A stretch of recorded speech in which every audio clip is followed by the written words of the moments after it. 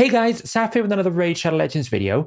So we're nearing the end of the first season of Forge Pass. So I thought now was a good idea to kind of give a summary of sort of my experiences with the Forge Pass as an endgame player, but also my opinions on whether or not this was a successful raid or not. And we're going to take a look at kind of like a summary of what you got, whether it was all worth it, and kind of like a conclusion from the sort of Forge materials that I received as to what I kept. So let's just take a quick summary first in terms of, was the Elite Pass worth it? In the original video that I did where I talked about the Forge Pass, I pretty much said, don't buy any levels. Buy the Elite Pass, that's probably worth it, but don't buy any levels. That was my initial sort of day one outlook. Now, I'm kind of disappointed with some of the challenges. It's good to get more quests on a daily basis, something to keep your focus on that. They weren't out really kind of annoying, these daily challenges. But at the same time, they weren't exactly engaging or exciting or enthralling. They didn't force me to change my gameplay. Mix one potion, upgrade some magic champions, win some classic arena.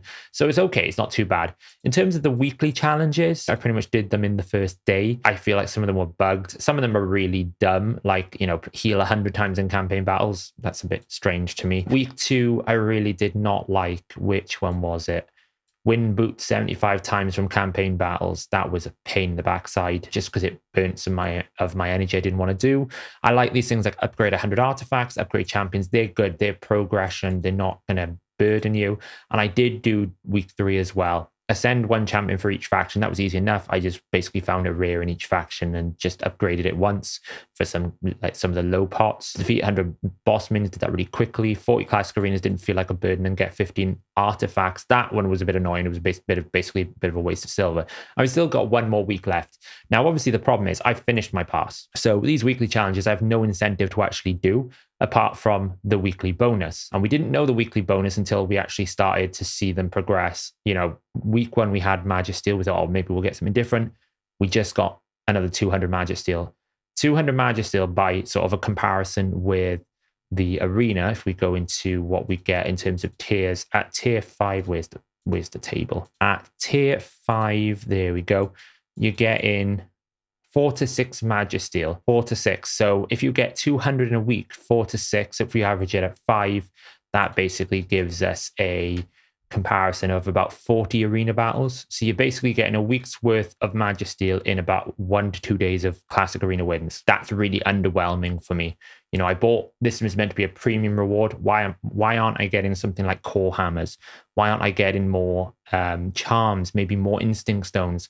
Something that I actually will use more. Magisteel for me, 200 more is just so pointless, especially when to be honest, I held a lot of the Magisteel rewards we had here back because I had too much Magisteel. Now that might just be a symptom of me not forging enough, but that's just probably something that some players have had as well, where they're being given lots of Magisteel they don't actually need or want. So challenges wise, I think they weren't terrible, but they could have been more interesting and engaging. And the rewards for the weekly challenges were very underwhelming for something that was meant to be a premium boost, if that makes sense. Now, the good thing in terms of getting your XP boost early was getting these Forge Pass boost rewards. This is one of the most valuable if you look at it on face value, it's one of the most valuable gains, 50% XP and 50% silver. But we're going to do a bit of a math assessment to actually see whether or not it was really worth this bonus. Does this bonus actually help you? Obviously, there is a context of the more you use them, the more battles you face, the more energy you use, the more this becomes more valuable. But from a common person, they're not going to burn insane amounts to try and maximize this value. So we'll have a look at that. And obviously, 20% of this bonus, level 4 and 5, was started at 41. So you had to kind of really push these weekly to get yourself ahead of the curve so you could get as much uptime as that pass as you could possibly get, because that's really your goal. So we're going to have a look at that. We're going to have a look at the total resources in terms of what we got. And we're going to break down now, was the Forge Pass worth buying? Was it worth the money that we spent? And the money we spent was around about $20. Okay, so I've pulled out all the individual rewards. I've put them in 2 categories here, Free Pass and Elite Pass. And we're going to kind of have a look at, what do you get from this Forge Pass? Now, obviously, it's been covered in other videos. But just as a summary here, we can see, there's a heavy focus on the Forge. We obviously get these kind of Chaos Ores right at the top. These are probably some of the most valuable, like 3 legend, 6 legendary Chaos Ore. For someone like me, end game, late game, Chaos Ore for me is really valuable. It gives me another chance of getting one of my quad rolls that didn't roll the quad roll I wanted to into a quad roll that really was working great. I re-rolled a reaction banner that rolled triple flat and another flat. into a triple speed in resistance, and that is going to be my Mithrala banner. If I didn't have that Chaos Ore, I may not have got that, and that is in reaction as well, so it's really, really valuable. It turns a bin piece into a godlike piece. Now, I know there's a lot of opinions about whether or not Chaos Ore is good or not. I view it as like a shard. You pull an ancient shard, you might get the best champion in the game, but you might get the worst champion in the game.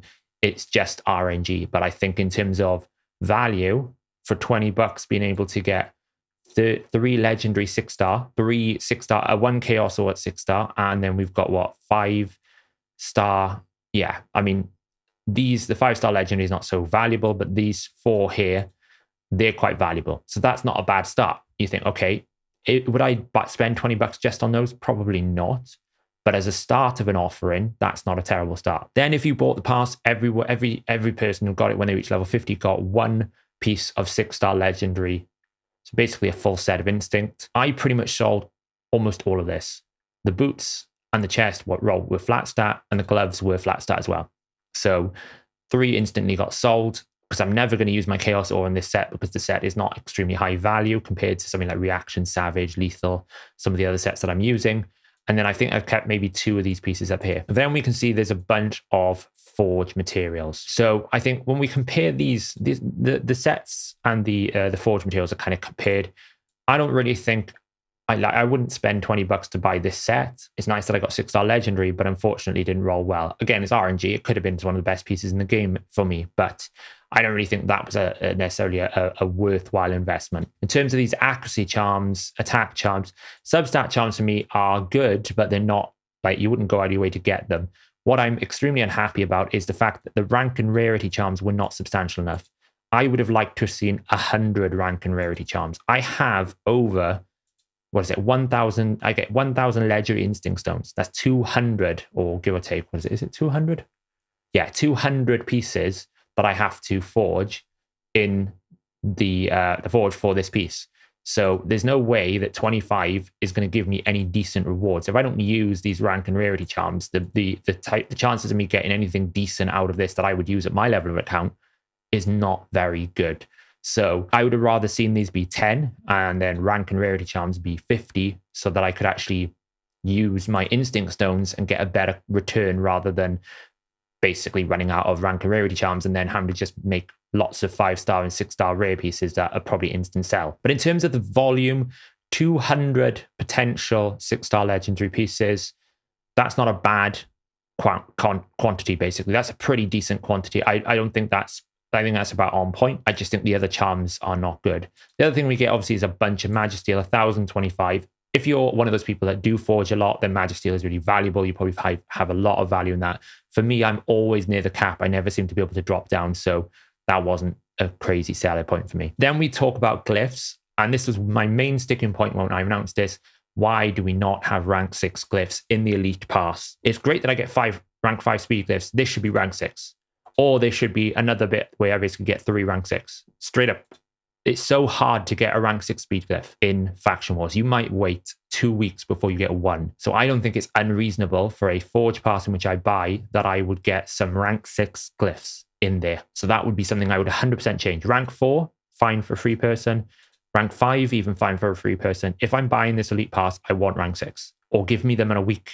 Basically I get I get 3 rank 6 glyphs in my weekly challenge reward. Just rank 5 is just disappointing for me. And then finally we get silver, 4.5 million. Yeah, it's decent. I mean, silver is always a problem for someone. The only problem is 4.5 million. I could easily blow through that in about an hour. If I was rebuilding a team, if I was rebuilding a single champion, swapping gear, that will go very quickly. It's nice that we get a little boost, but it's not crazy. It's not nothing that I'm going to sit here and go, wow, it's really great for silver. So all in all, do I think the Elite Pass is worth it for these rewards? I would say for $20, yes, they were good value, but I think they need to be adjusted. I think for an early to mid game player, $20 to get all of this is insane.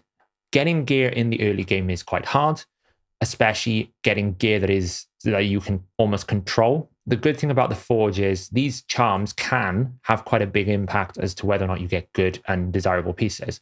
You can almost kind of try and force crit damage gloves by kind of saying, give me rank and rarity charms with gloves and then put crit rate as a substat. That's kind of like move you much closer towards like, can I get a crit damage or crit rate gloves in that Forge reward? You're basically giving a newer player, even if they keep some of the rubbish pieces, lots and lots of rank 6 rares in a set that is not really crazy for end game, late game, and I would even say to some mid game, but for the early game, it's a pretty decent set to get you on the path to get you towards those higher level dungeons. So I think for an early to mid game player, this Forge Pass was probably right on the money, really good. For a mid to late, I would say for a late game to an end game person, the value drops significantly, and you're almost like forcing people to say, well, it's got 3 legendary chaos swords, so it's worth it. I don't think these alone is worth $20. I would have liked to have seen rank 6 glyphs. I would have liked to have seen more rank and rarity charms. I would have potentially liked to see more ways to give me better, like more of these sets maybe for an end game pass. Just a bit more really, that because the chances are when I look at the amount of pieces I keep, which I'm going to do in a second, this legendary instinct stones, I would imagine I'm going to be able to, out of the 200 pieces, maybe keep about 20, because I am looking for very specific, very valuable pieces with specific combination of substats. In the early to mid game, and to some extent early late game, you're just looking for decent sort of 6-star double rolls maybe. You're looking for very sort of generic builds that give you good artifacts. When you start getting to the higher end of the account, you're starting to look for very specific artifacts for very specific champions on specific roles. And you start really kind of being brutal because you don't have the space to sell off things you don't need. So the other thing I wanted to quickly assess was whether the boost you get from the Forge Pass, that is the XP and silver gain, 50% when you fully max it out, was worth just that boost alone, or in combination with the Forge Pass. So I want to actually translate sort of the bonus to what you actually would gain over, say, a number of runs in different dungeons. So when you run a campaign or a dungeon, obviously you get a number of different rewards, but you also get a base level of hero XP, champion XP for another word. So I've gone in and I've picked like the 4 common places that people might farm food, and that would be sort of campaign 12.3 or 12.6, depending on where you want to use your higher energy or lower silver regardless, and then Dragon 20 and potentially Dragon 25. There's no actual XP gains from going to Dragon 25. It's only artifact gains. So if you want to do Dragon and get food, you're probably better off doing Dragon 20 for better energy gains. That's a side note. 12.3 is obviously better in terms of silver versus 12.6, but 12.6 can only be done by a certain number of champions such as Ethos, Herndeg, maybe Ray, and a few others. So we start off with a boost of around about 17,304 and 12.3. That's then divided by all the champions. So I'm going to assume you've got 4 champions here. So per champion, you gain 4,326 as raw XP. That's then boosted by double if you've got an XP boost. Now, the confusion at the start of this was how XP pass from the Forge Pass worked with the raid card and the XP boost. The XP boost is additive with the Forge Pass. So that means you get 200% plus 50%. So you take the sum of those and times it with the XP. The 20% from the raid card is multiplicative, I believe, or in some form with the XP boost. So if you had all 3, you'd get 290%. If you just had the XP pass and the XP boost from the 200% boost from the XP buff, then you would gain 250%. So I'm not going to include the raid card here for my calculations. I'm just going to do fully fledged Forge Pass with XP buff. So we will double up the 4,326. So each individual champion on 12.3 is now getting 8,652. And then if we add in the Forge Pass, that then is a 2.5 times instead of a 2. So we get 10,815 per champion. So effectively, the Forge Pass is actually only giving you 25% more XP compared to whether you had the times 2 buff instead of just the Forge Pass. It's a bit of a weird math calculation. Essentially, you get 2,163 more XP compared to if you were having the XP from the Forge Pass. So if I was to run 500 runs of that, essentially 500 runs, how much extra XP would I get? Well, in total, I would get 3,244,000 because we would basically take this gain, multiply it by 500, then times it by 3 for the 3 champions we would be leveling up. Obviously, the 4th champion is at max level. It still gains an XP amount, so you lose one of the 4 XP pots. And that roughly translates to an additional 2.51 4-star foods and 0.7 5-star foods, or you can take a level 60 rank 6 champion from 1 to 60, about 1.5 of those champions. So out of 500 runs, which is roughly the monthly campaign for running campaign, that's how much extra the Forge Pass would get you. It doesn't feel crazy, but when you put it into the context of someone like a early to mid game player who is still trying to get some 6 stars on the board, just progressing through that, that is actually quite a beneficial pass, because I'm gaining essentially nearly an entire one 5-star chicken that I didn't have before for just this pass gain. This is why I'm starting to think the Forge Pass was better for a newer player than it was for an existing player. If we then look at 12.6, much better in terms of XP, because obviously you get more XP per... We're not looking at XP per energy here, we're just looking at XP in total. That would net you, if you only run 12.6, about 1.5 extra 5-star foods, or nearly 4 champions from 1 to 60. In terms of silver then, we would gain about 50%. That's how much more we get. So I don't really feel like this is substantially worth it. You wouldn't get it just for the silver gains. You're getting somewhere between, if we look at Spider 25, without calculating the actual artifact sale value, you're getting about 3 million more Spider silver. So the silver component you get, not the artifact value. It's okay, it's nothing special. So I think when we look at the boosts that you get as the Forge Pass, for a new to mid-game player, very, very good, I think. I think it's worth the investment. For a late-game player, less so, because you tend to find that 2.8 million is not really going to get you anywhere, and you don't really need, like, you could get saving yourself about 1 5-star food. And are you really going to be running 500 campaign runs? I know most late game to end game players use brews more than they run campaign. So the last thing I wanted to do was look at the actual artifact we get as this Forge Pass, kind of like the signature thing that makes this Forge Pass unique and the only thing in the game you can get instinct sets. It's not a great set because it's a 4-piece set. If Playroom is listening to this, I've said this before, change this set to a 2-set piece with 5% ignore defense instead of 15. If you do that, this set in its value goes up tremendously, and it is much better because it offers a defense or HP-based nuker, such as Solus, Magnar, a more appropriate ignore defense bonus to pair with a lethal and a savage, rather than just relying on cruel, because the attack percentage does nothing for them. Then this set becomes much better. 12%, if you had 3 of these instinct sets, if it's a 2-piece set, you'd still get the same as a speed set. So it's not that much better than a speed set. You just gain 15% more ignore defense. I think that's a better set and more usable than the current one, because in its current state, you don't get as much as lethal and savage in terms of ignore defense. So you don't choose this over your nuker, and you lose 12% speed from having just 2 speed sets. And if you want speed, then that would be better to just go the speed sets rather than this. For a newer player, the set is okay, it's decent, especially if they're trying to climb and go through the dungeons. Again, this is feeding back to the concept that the Forge Pass is a better new player experience than it is an endgame player experience. But that's my 2 cents here. Please change this instinct set to a 2-piece set, 5% ignore defense, 12% speed, or 10% speed if you still feel it's too powerful. But I think 12% speed with 5% ignore defense is compatible with Cruel. So you can see here, I have forged all of my pieces. All of the legendary has been used. And this also includes the 6-star legendary pieces you get for completing the Forge Pass. And I have kept 20. And I haven't rolled any of these pieces yet. So there's a very strong possibility that once I do this, I may not have more than 10 left. So I'm going to roll that now, and then I'm going to jump back in and we're going to have a look at what pieces I have kept and what is left. Okay, so I've rolled all my pieces and I'm now left with 14 pieces. Now, I did get extremely lucky with some things. We have a triple roll perfect 24 speed. That's probably one of my fastest, if not my fastest piece of art accessories. We're going to look in the optimizer in a second. I can totally just glyph this with a 6-star if I wanted to, which I'm not going to do at the moment because, it's probably going to fail.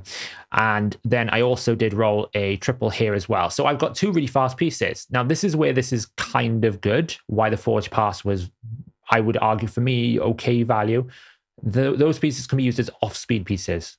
I don't know if I can really make or justify committing 4 pieces here, because these are both shields. If I had another triple roll in a helm, which I didn't get, got a single roll, I got a double 5-star, got a double roll there, and we got a double roll here. Like, this is a pretty decent off piece for, say, like a fast debuffer like a Kaimar or Gurgo or something in the arena. But trying to make like a fast build out of these pieces is really difficult. The gloves didn't roll very well. Here, if that had triple roll speed, that would have been potentially nice. This is a weird piece in the sense that the primary stat doesn't match the substats that I need, but if it rolled triple speed with resistance, it could have been interesting. And I have got a 6-star speed boots, which are great. So I can probably make that with a shield with this piece.